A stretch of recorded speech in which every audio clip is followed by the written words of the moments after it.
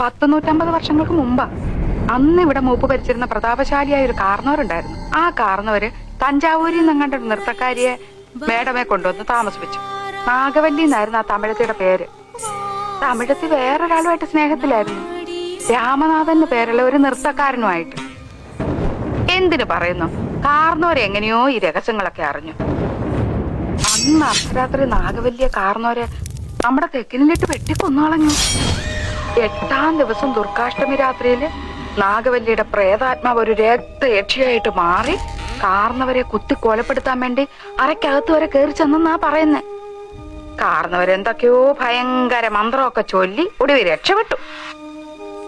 അതീ പിന്നെ നാഗവല്ലിയുടെ പ്രേതാത്മാവ് തീരാപ്പകയോടെ ഈ തറവാട്ടിലൊക്കെ അലഞ്ഞടക്കാൻ തുടങ്ങി.